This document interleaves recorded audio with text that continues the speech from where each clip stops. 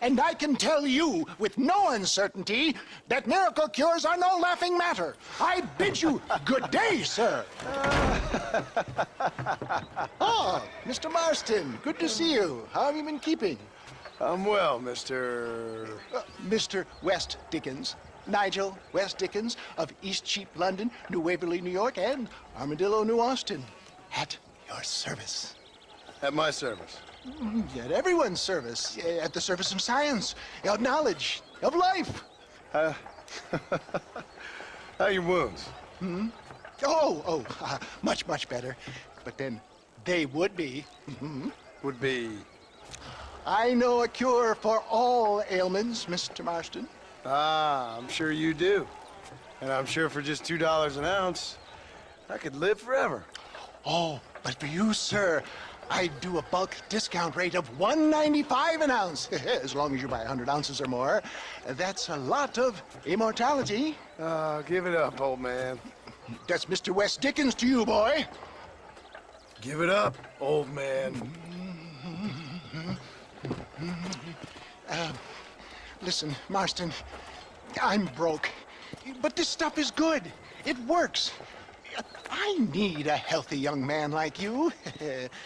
Come along, and let's ride over to my newest customer at Ridgewood, and I'll explain while we go. Okay. All right, John, let us make haste for Ridgewood Farm.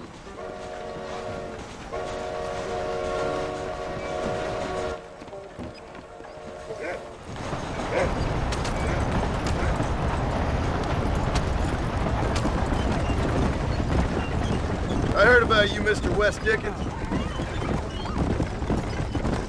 And I about you, John Marston. Hoodwinking the weak, gullible out of their hard-earned money.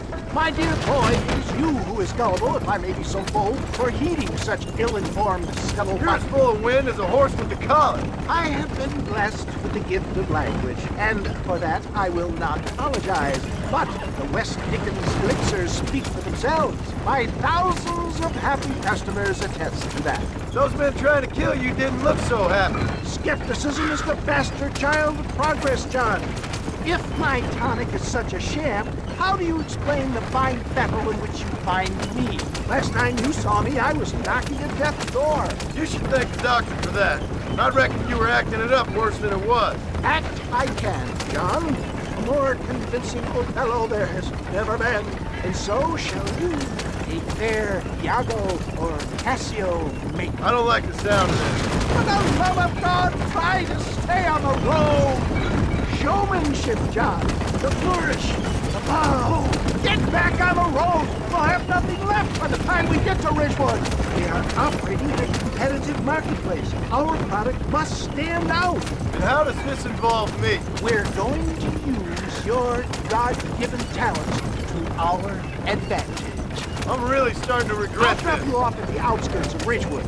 That way, it won't look like we came together. Once I'm set up, saunter nonchalantly into the crowd that is sure to be forming.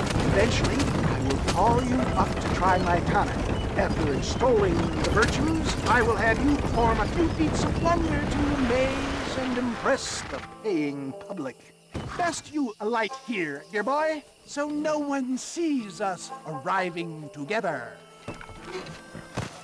See you shortly, and remember, showmanship.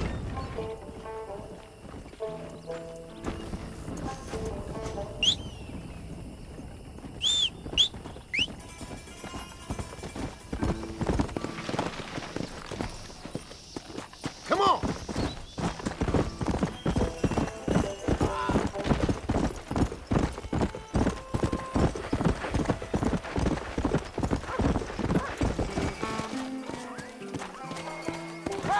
Welcome all! You will not regret it.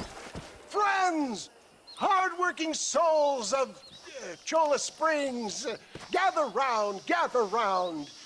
Do you suffer from rheumatism, lumbago, acute, chronic, sciatic, neurologic, or inflammatory pain, well, I represent the only company that makes the genuine article that cures headaches, neuralgia, earache, toothaches, backache, swelling, sprains, sore chests, swelling of the throats, contracted cords and muscles, anxieties and ravaged nerves, stiff joints, wrenches, dislocations, cuts and bruises, and it adds vitality and vigor to the healthy man.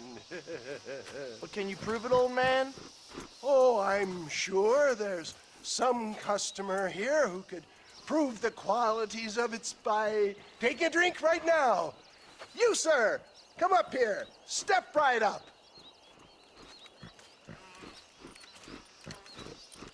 That's the spirit. Ladies and gentlemen, pay close attention. This poor, wretched volunteer, entirely unknown to me, will demonstrate the effects of Dr. West Dickens' own patent tonic. Be you a cowpoke or athlete, this miraculous elixir developed with the wisdom of the East keeps the muscles supple and relaxes the cords. It loosens the joints and gives a feeling of youth and vigor to the whole system. Not possible, I hear you say. Well, doubt no longer. Faith can move mountains, but I ask not for faith. I am a man of science, and today science will be vindicated. Your eyesight is greatly improved. Is that not so, friend? If you say so. That's right, it is. You heard him. What a good sport you are, sir. Now, gaze over yonder at that porch. If you squint, you may just be able to make out the skull that's hanging there. Go ahead, friend. Shoot that skull and demonstrate the miraculous eyesight you now possess.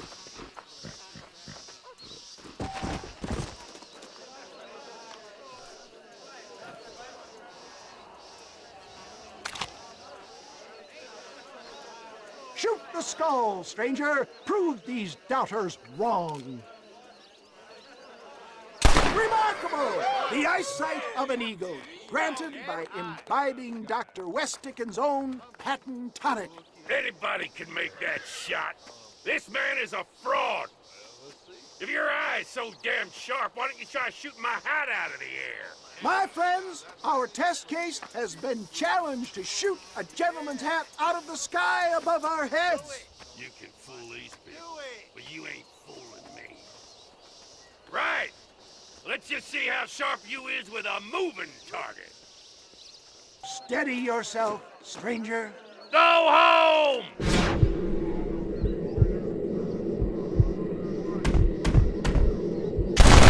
Have you ever seen such an eye? Behold the power of the elixir. Look out of the sky. Hey! Hey! What? You think you can put a hole in a man's hat and just walk away, do you? Hey, it don't work like that around here, mister. Come on! Are you a man or not? A challenge of battle has been offered to our volunteer. Look at him. The tonic is coursing through his veins. Let's see what you got. Look at that. Inhuman strength.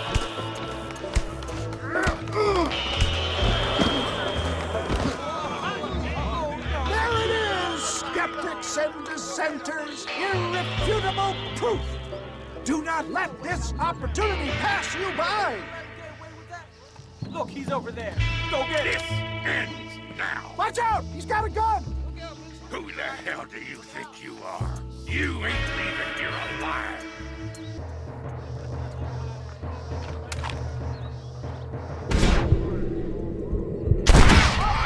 Marvelous shot, dear boy! The kind of deadly accuracy that can only be afforded by the West Dickens elixir. Come, I have plenty for all. You'll be fine. Get out of my way. Hey, where are you going?